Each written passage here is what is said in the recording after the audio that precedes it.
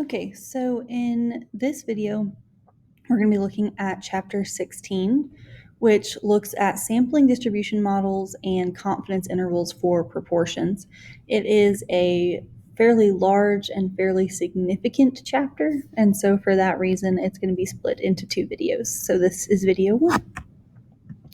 Okay, so there are a lot of topics in this chapter, and so these are the ones that we're going to be looking at in this video. The second video will be covering confidence intervals. So a reminder of parameters versus statistics first off, and then covering sampling distributions, and then what that will look like specifically when the parameter and the statistics involved are proportions. So just a reminder, this is going to start a whole section, for test 3, which is all about statistical inference. And inference is when we're estimating a characteristic of a population using sample statistics. And we talked about this a little bit with chapter 10 and chapter 11, where we looked at, taking a sample survey and collecting information from a sample and hoping that it estimates the population.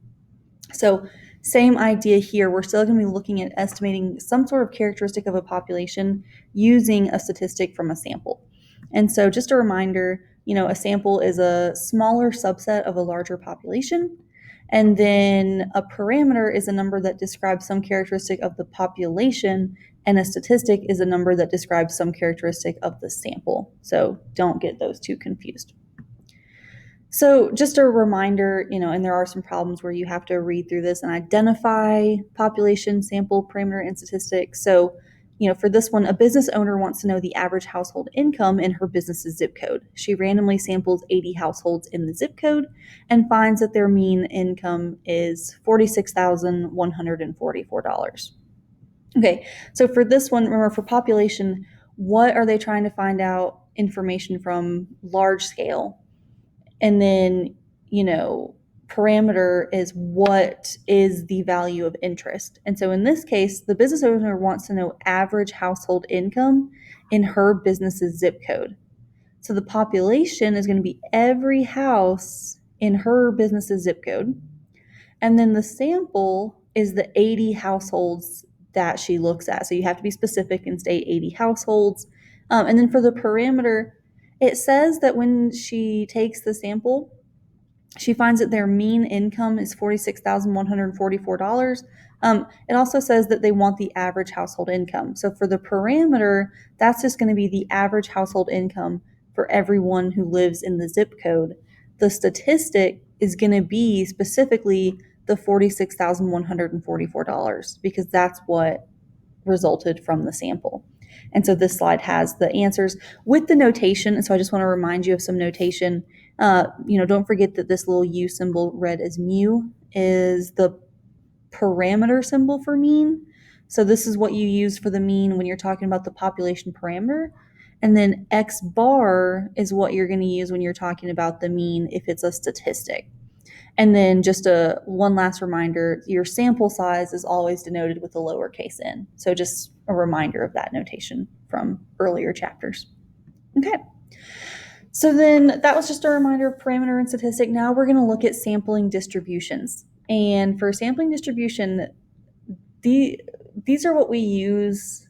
These are what we're going to use for the rest of the course almost. So I'm going to spend a lot of time defining it and explaining why it works the way it does. So for a sampling distribution, this is a distribution of statistics of all possible samples, all of the same size from a population. And so this is different from the distributions that we looked at in earlier chapters, where we were saying like, oh, it's skewed right, it's skewed left, it's symmetric. We're still going to be able to describe shape, but just know that it's a distribution of sampling statistics, means, proportions, quartiles. It's not individual data points. So typically when we were looking at distributions, like say, a dot plot, we were able to say like, hey, this one individual had, I don't know, a test score of 80. Well, when you're looking at a sampling distribution, It is a statistic from a sample. You're basically looking at a summary statistic of an entire sample and not an individual data point. So it's a distribution that's made of a statistic, and that can be means, proportions, and we're going to focus on proportions for today's video. So just to make a distinction, for this one, a population distribution, say we were, looking at household incomes again. Each one of these bars will represent the frequency of an income. And then if you have a sample distribution, that's still where each bar is representing the frequency of a data point. Because what this is saying is, here's the population. So this is what we know about the whole population. I could still have a sample distribution, which shows the frequency of individual data points for a sample from that population. And just a distinction, a sampling distribution is when I have this distribution, and what this is saying is, here are the averages of the incomes where we took a bunch of different samples of size 16. So again, just to make that distinction, a sampling distribution, it doesn't show individual data points. It shows a collection of statistics when you've repeatedly sampled. So a sampling distribution is when, hey, in this case, it says n equals 16. So what this means is a bunch of different samples of size 16 were taken, and here is the distribution of all of the averages. Okay. And one thing I'm just going to go ahead and point out, notice this is skewed right, this is skewed right, but the sampling distribution is approximately normal. And that's going to end up being one of the reasons why we look at sampling distributions. Okay, so one of the reasons why we're going to end up looking at sampling distributions is because of this accuracy versus precision.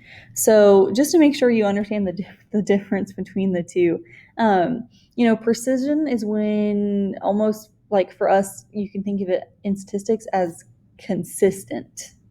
And so a good example is with like a dartboard. So you can see this is high precision because they're constantly hitting the same spot. So they're very precise. However, the accuracy is pretty off because they're not getting the bullseye. And then here, they're not precise, but they're more accurate because they're closer to the target. Here, both would be off because they're not hitting the same spot and they're not that close to the center. And then here we have high precision and high accuracy because they're consistent and they're hitting the correct spot. And so this is what sampling distributions are going to allow us to do. They allow us to be more accurate and more precise. In the earlier chapters, it talks about taking a sample survey and just based on one sample, we were saying, okay, this is hopefully true about the population. And what this chapter kind of does is, and I hope you understand like kind of the logic behind it, is realistically, if you take one sample and only one sample, your measurement of the population might not be as accurate as it really needs to be, because every sample, we talked about this earlier, there's sampling variation. There just naturally is. If I chose 8 people and I asked them a question, I could get a collection of answers. But then if I went and asked a different sample of a different 8 people, I might have different responses. So just recognizing that there's natural variation. And so the idea of a sampling distribution, what it does is, instead of just looking at one sample, we take a bunch of different samples and use that as an estimate. So, the more samples you can take, the more accurate, hopefully, you're going to be. And so just want to make sure you understand what I mean by accuracy and what I mean by precision in terms of, statistics. Okay. And just note, sample sizes, of course, larger is always better. And we are going to end up looking at some set rules for sizes later on in the video. But, just know that if you're looking at this sampling distribution, the sampling distributions are the one in blue.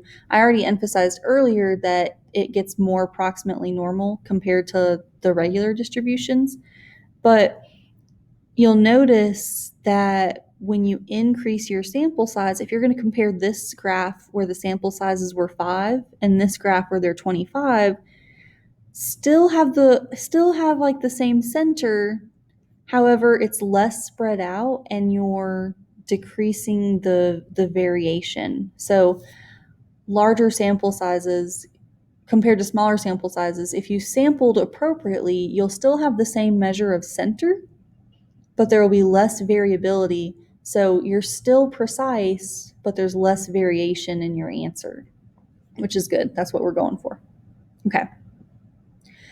So, and then this just kind of, when you're looking back at these, outlines that. So still unbiased and accurate because it's centered at the true mean. However, there is less variability when you increase a sample size. Okay. So again, always trying to avoid bias so that your sample statistic is an accurate measure of your population parameter. And so just a reminder, we're still going to want to make sure our samples are random. And then how do you reduce variability? So how do you make your measurements more precise, increase the sample size? All right. So now that we've talked a little bit about sampling distributions, we're going to look at sampling distributions specifically for proportions. And so there's going to be like one kind of example that guides the rest of the video. So in October 2018, a caravan of migrant asylum seekers from Central America traveled to the United States. There were thousands in the caravan, many escaping violence in their home countries. So what ended up happening, if you might remember, U.S. officers ended up firing tear gas at the migrant caravan. And this was an article from November 26, 2018. And you can see in the description from their website, it says American border officers have thrown tear gas canisters at dozens of people, including women and children, who tried to cross the Mexico-U.S. frontier between Tijuana and San Diego. Children were screaming and coughing in the mayhem after tear gas was fired following an attempt by a few migrants to breach a fence. So there's a lot to unpack there, but the top comments, people were pointing out basically the picture showed a lot of males, and yet the comments were about women and children. So notice how they focused only the women and kids they could find. The caravan is almost all males. Lying media is the enemy of the American people. And then 2 pictures of a lady and her 2 kids. Every picture of a man had 4 to 5 other men in the picture. Unbelievable how false this reporting is. So essentially there's a dispute, they're trying to state that there's way more males than there are women and children. And so, first off, just recognizing that portrayals of migration or immigration are obviously, have their bias. MSNBC, which leans left, and Fox News, which, leans right. You can see these 2 pictures from the same situation. They've pictured women and children. Fox News is picturing men. And so, MSNBC tends to have a more sympathetic view, whereas Fox News has a portrayal of fear of what will happen if we let immigrants in, as well as like security to the nation. So 2 very different viewpoints, and just recognizing that it's important to be an informed citizen with something like this, because instead of just listening to the media, which is obvious. I mean, I'm sorry, it's obviously, there's a natural bias. Learning the statistics to be able to make your own decision. And so for this one, as an informed citizen, we're going to take a look at the data and really figure out what proportion of asylum seekers are single adult men versus, women, children, and families. So we're going to look at this ourselves instead of just trusting whatever people tell us. So just a reminder, this was briefly mentioned in the chapter 10-11 video.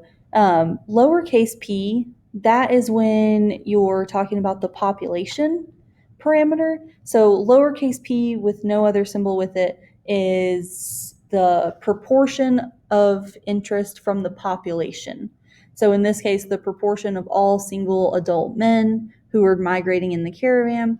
P hat, that's what we would call this. P hat is the sample proportion. So instead of, looking at the whole population of migrant men or migrants and calculating the proportion of men there, we're going to look at a sample. And if we're talking about a sample, we're going to use P hat. So just remember the difference between the two. Population, sample. Okay. So what percent are single adult men, or what proportion are single adult men is another way we could word it. So we're going to estimate P. We're going to estimate the true proportion of asylum seekers in the caravan who are single adult men.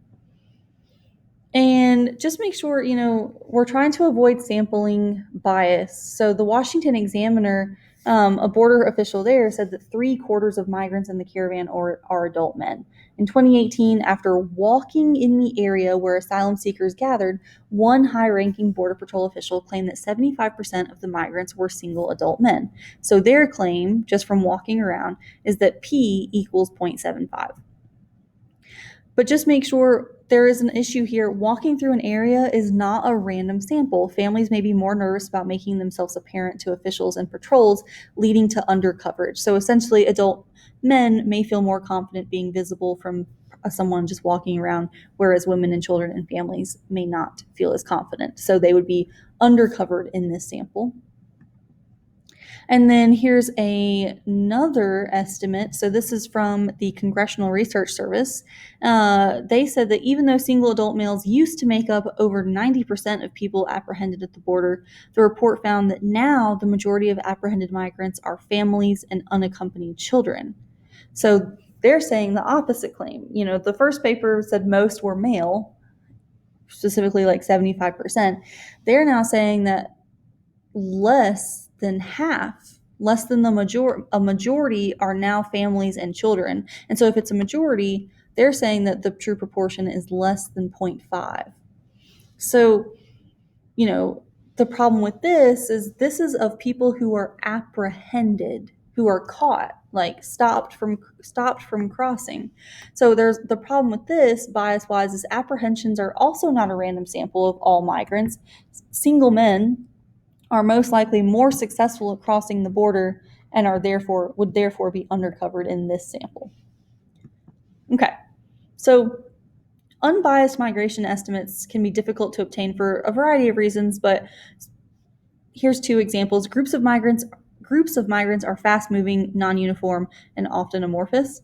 People who have entered a country without documentation often do not want to be observed for official counts or surveys for fear of deportation or legal recourse. So, essentially, they're trying to hide, so it's hard to get a representative sample.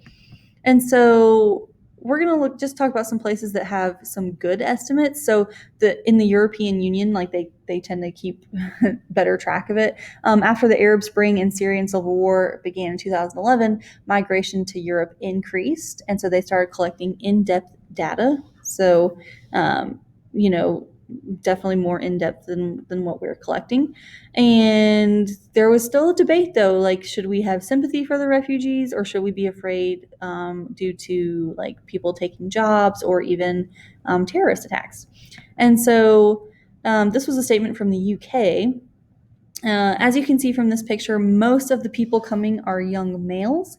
And yes, they may be coming from countries that are not in a very happy state. They may be coming from places that are poorer than us, but the EU has made a fundamental error that risks the security of everybody. So their stance is that because there is a higher proportion of young adult men, there is a security risk. This was from Nigel Farage in 2016. And then from the United States, this is what Trump's viewpoint was in regards to our immigration. So I said to myself, wow, they're all men. You look at it, there are so few women and there are so few children. And not only are they men, they're young men and they're strong as can be. They're tough looking cookies. And so I say, what's going on here? And this was during his 2015 campaign speech. So again, trying to emphasize the number of males to suggest a security threat.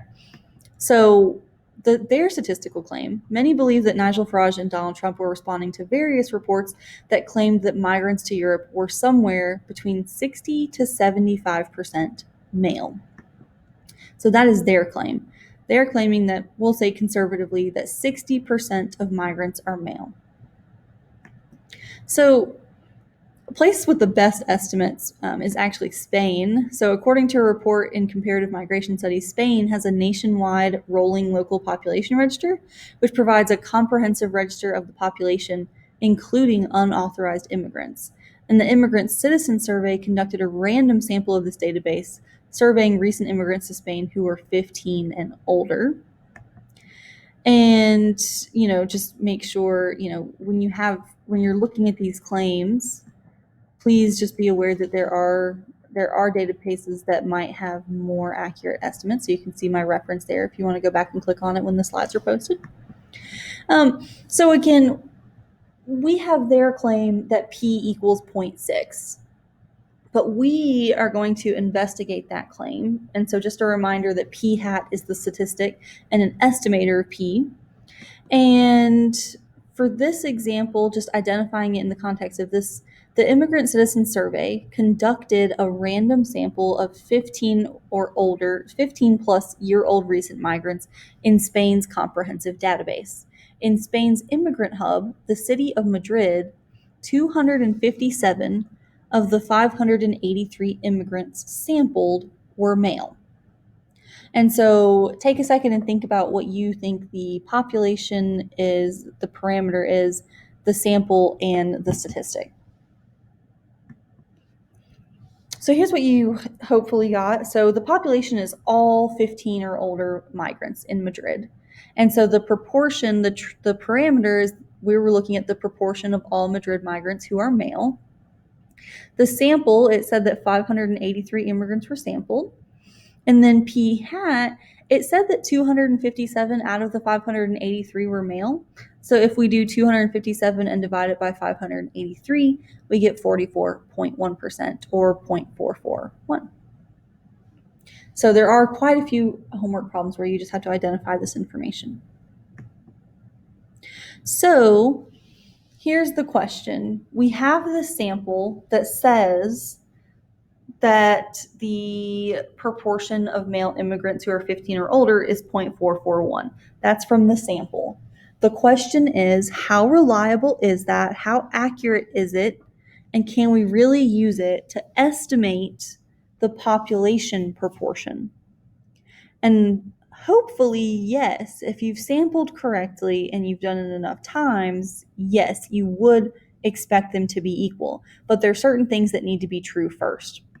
So, just question, how sure are we of our estimate? Is it accurate? Is it precise?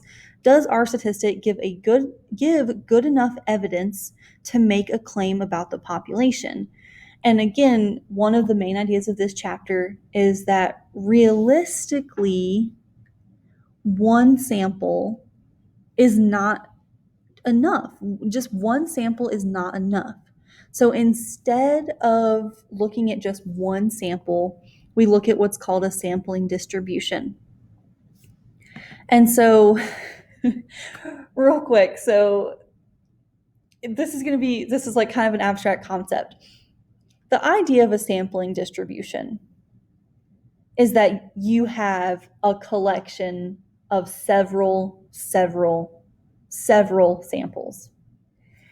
However, we realize that realistically, due to time or funding or whatever else, it is not realistic to take hundreds or thousands of samples. So, which is what you would need to make a true sampling distribution. A sampling distribution is what happens when you repeatedly sample, and ideally you would do it for a very large amount of time. A sampling distribution, this is going to take us kind of like some theory comes into play here, some statistical theory. So what ends up happening is you make some assumptions and you almost assume that you're right at first. So for this, say that this is the population of Madrid migrants. And again, this is going to have some theory. We're going to make some assumptions. So say that this is representing the population of the Madrid migrants. What you're going to do with a sampling distribution is first, you assume that the claim is true, even though you might not have enough evidence yet. Assume that the claim is true.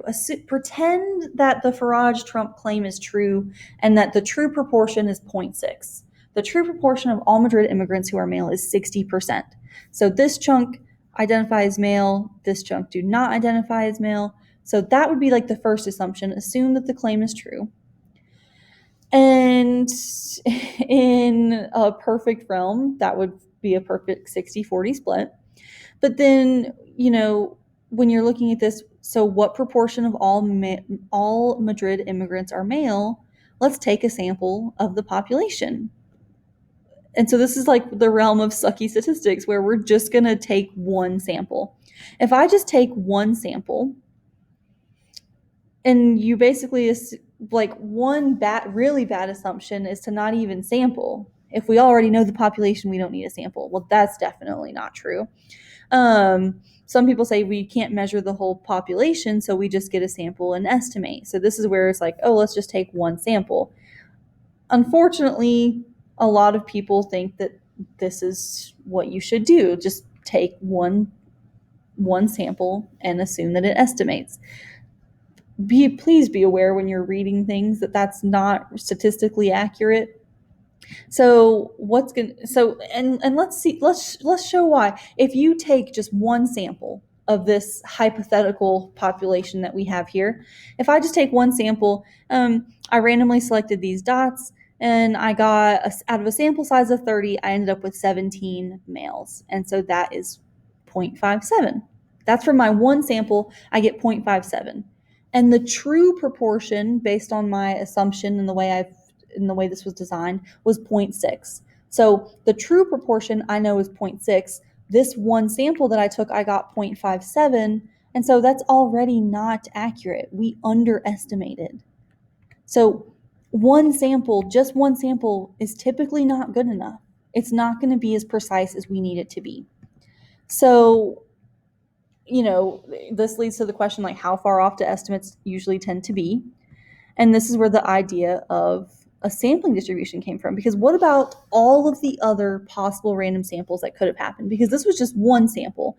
But if I was continued to choose randomly, I would end up with different results. Like if I did another sample, I could end up with 0.63 in the second sample. I could do another sample, and on the third sample, I ended up getting 0.6. So, recognizing that there's natural sampling variability. And so you should not look at just one sample, you should look at many samples. And so, ideally, you're going to get relatively close every time, but sometimes you're not even going to get close. And so this is what ends up making up a sampling distribution. So I took 3 samples. Of those 3 samples, one was spot on, one was an overestimate, one was an underestimate. I could keep going. If I keep going, I end up with some more underestimates. I also end up with a couple of accurate estimates, and I keep going and I keep going until I get this sample distribution where I now have all possible random samples of size 30. And what ends up happening is if you look at a sampling distribution, if you've sampled appropriately and if you've sampled enough times and with a large enough sample, you will should end up with a sampling distribution that is approximately normal or symmetric and is centered at the true proportion. That's what you want to achieve. And again, if I had just taken a few samples, that does not happen. But if I take enough samples and I create a large sampling distribution, I achieve this goal where it's approximately normal and it's centered where I need it to be centered. So this is going to end up being really helpful when we're solving some other problems. For now, recognizing that if you sample appropriately and enough, you do end up with a sampling distribution for proportions that are approximately normal. And the mean is just the true proportion the true population parameter, hopefully. The standard deviation, there is a formula for the standard deviation, where this is p times 1 minus p divided by your sample size, and you have to take the square root of it. There's a reasoning behind that formula, but it just really kind of goes beyond the scope of our class. But you do end up with a sampling distribution that's approximately normal, centered at p, with a standard deviation of this. So again, centered at the true proportion, which means the estimates are unbiased. And then we end up dividing by n for the standard deviation because the spread is affected by sample size. And so a higher sample size does mean less variation, which we already talked about. So again, though, this is only going to happen if certain conditions are met. So what are those conditions? First off, it has to be random. You must ensure that the sample is randomly selected from the target population. In the case of an experiment, if you're looking at an experiment, you must ensure that there was random assignment to treatments. And why must this condition be satisfied? If this condition is not satisfied, your estimator is biased. If it is satisfied, your sampling distribution is centered at the true proportion value. But if it's not random, it's inherently biased and it will not be centered at the appropriate location. And so let's look at this information in the context of our example. So remember, the Washington Examiner, they did not sample randomly, and neither did the Congressional Research Office. So for them, since they did not sample randomly, they're not meeting that condition. So just be aware of that with their claims. For condition 2, we have what's called the 10% condition, and this is dealing with sample size.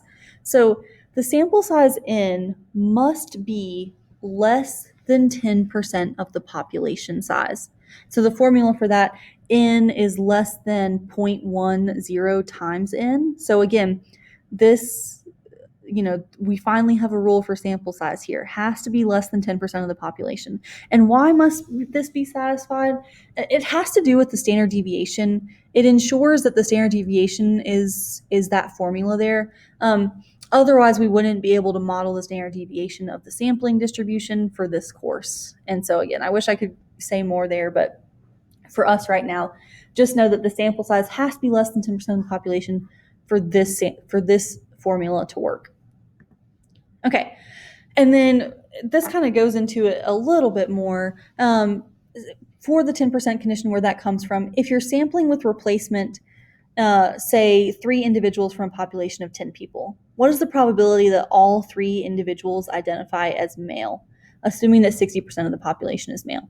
So you would have to do, 0.6 times 0.6 times 0.6, which would get you 0.216.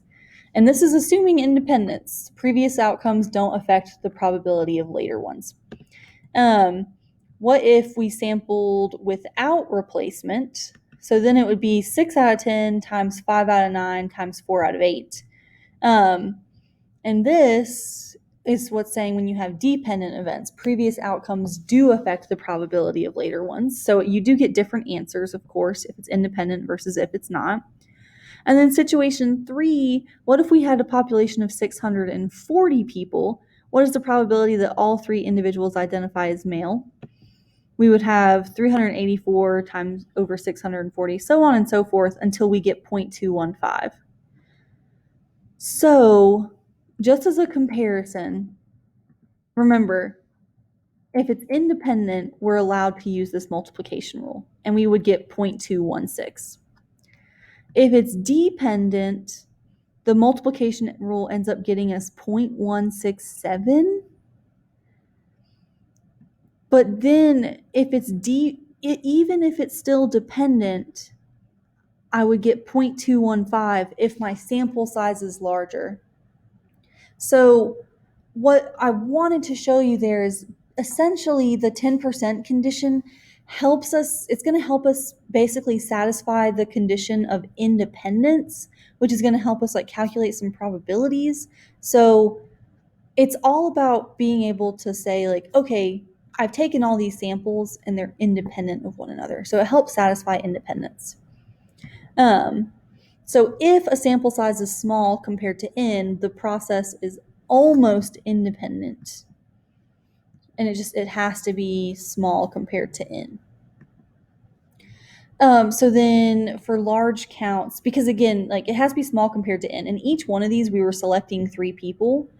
But what ended up happening, 3 is really small compared to 640. So that's why this was able to work out. Whereas 3 was not very close, like not very small compared to 10. So which is why this did not work out. So it has to be small enough compared to n. So that's where the has to be less than 10% comes from. And then the last condition is large counts. This is a condition that states that the number of successes and failures must both be greater than or equal to 10. So the proportion of successes and failures must be greater than or equal to 10. So what you would do for that is you would take your sample size and multiply it by the proportion, and it has to be greater than or equal to 10. And then same thing for the failures. And if we let P be the proportion of success, so if P is the proportion of success, 1 minus P is the proportion of failures. And why must this be satisfied? This helps us get a sampling distribution that's approximately normal. And so for this, just recognizing that for us, if it's not a large enough count, I don't want to take too much time on this. If you have a small sample, you end up with something that's like skewed right and not centered appropriately. But if you take a large enough sample, you end up with something that is centered appropriately and approximately normal.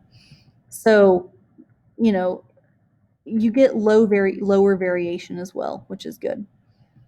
So you have this balance of the proportion of successes and failures has to be bigger than 10. So then putting this all together, first off, with the sampling distribution, if you have large enough counts, it's going to be approximately normal. If you've randomly sampled, the center is where it needs to be.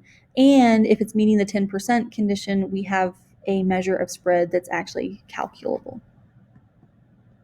All right, so putting this all back together with our example, assume that the Trump-Farage claim is true. 60% of all your EU migrants are male.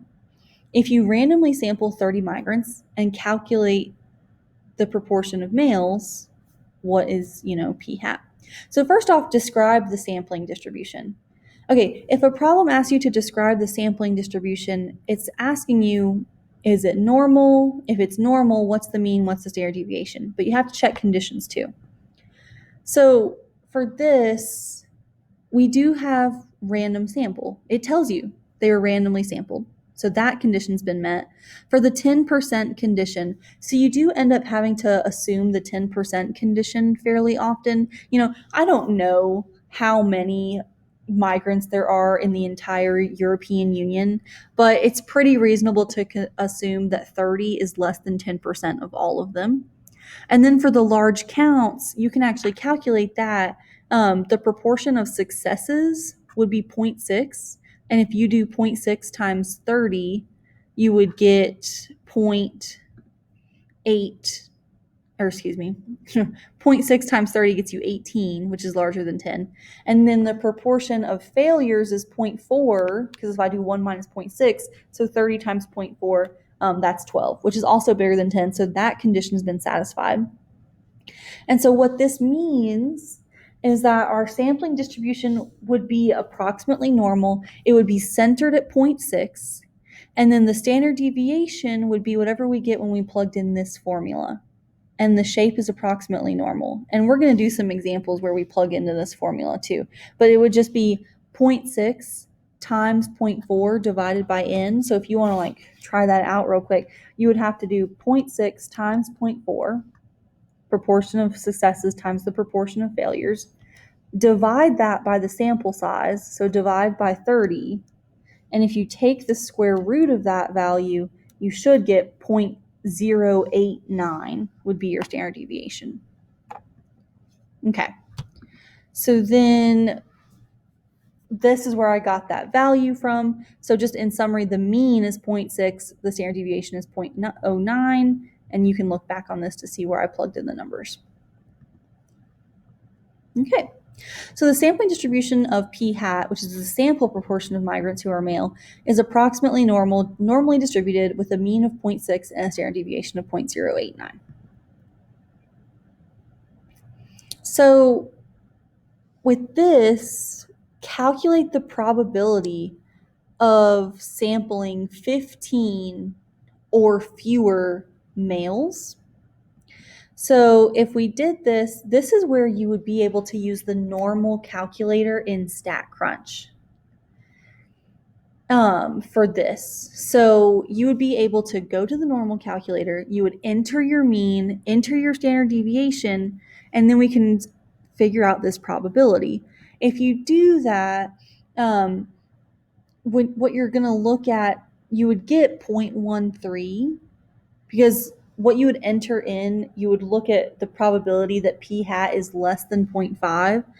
And so you would get 0.13. This would say that there's a 13% chance of sampling 15 or fewer males in a sample size of 30. So again, you would enter in your mean, enter in your standard deviation, and then look at the desired area of interest in the normal calculator. Okay, so just to summarize, to estimate the true proportion parameter of a population, repeatedly sample, repeatedly. Repeatedly sampling results in a sampling distribution that, when certain conditions are met, can be used to estimate the true proportion of a population. The conditions, the samples must be collected randomly, the sample size must be less than 10% of the population, and then it has to be a large enough sample to satisfy independence, which you check by seeing if there are at least 10 successes and at least 10 failures. So there will be a second part to chapter 16, but that is all for today. Let me know if you have any questions after watching.